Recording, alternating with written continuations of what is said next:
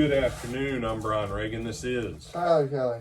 And we welcome you to our midday meditation. And today we are in Matthew chapter 5, verses 1 through 26. But we're going to mainly look at verses 13 through 20. Tyler? You are the salt of the earth, but if the salt has lost its taste, how can its saltiness be restored? It is no longer good for anything, but is thrown out and trampled underfoot.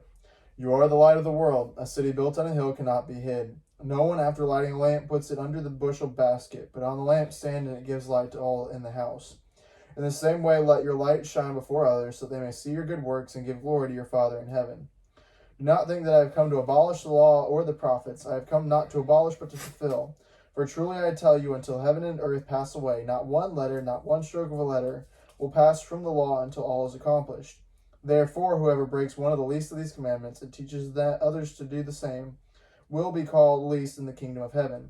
But whoever does them and teaches them will be called great in the kingdom of heaven. For I tell you, unless your righteousness exceeds that of the scribes and Pharisees, you will never enter the kingdom of heaven. All right. So a couple things going on here. In verses 17 through 20, a lot of people try and explain that away. But the fact is, and it's funny that they try and explain that away, funny not in the sense of ha-ha, but funny in the sense of it's rather odd in an amusingly ironic kind of way. Because Jesus says, whoever teaches you not to do what is being said is going to be least in the kingdom. And then you have people that, right out of this passage, teach you not to do what Jesus said. But when you look back at verse 13 through 16, you have this issue about what kind of nature we're supposed to be. What are some of the uses of salt, Tyler? Flavor food, to keep things preserved. Okay.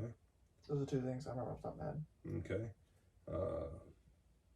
And those are probably the two most common. Years ago, when they used to ship stuff from like St. Louis and Kansas City further west, they would pack it in barrels of salt.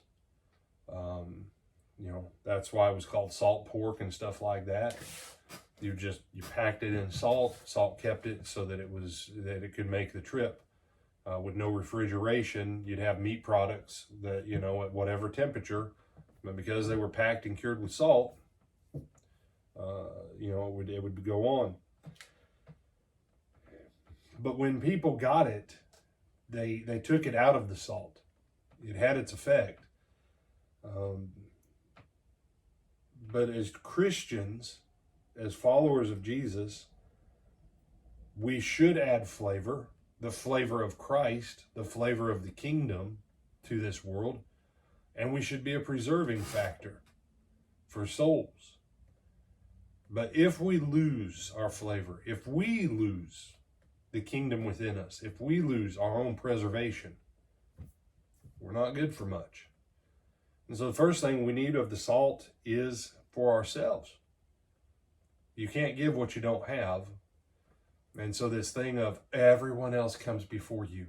No. You have to put yourself first.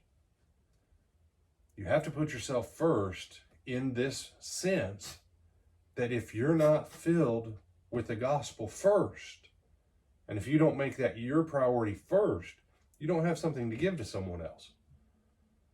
The other part of that, and this is what leads into the next part, and this is where it's not selfish. What's the point of light? You don't light a lamp and put it under a bushel basket, but you put it on lampstand so it can give light to all. But how many of us, we come to church, we take in, then we don't leave and we don't put it back out?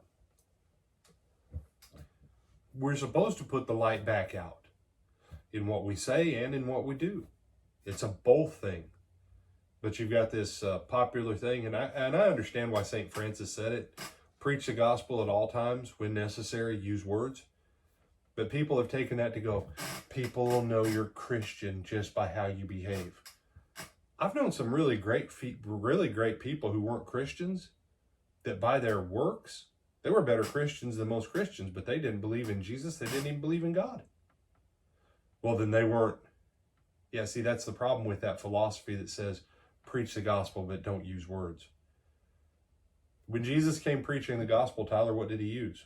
Words. Words. And he coupled his words with his Actions. And sometimes his words were his actions. That's the power of words. That's a different discussion for a different day. And why do we do all that? So people can give glory to the Father. But how diligent must we be? You and I should be as diligent in keeping what Jesus commands as the Pharisees were in keeping their tradition and the law of Moses. It's Jesus' point.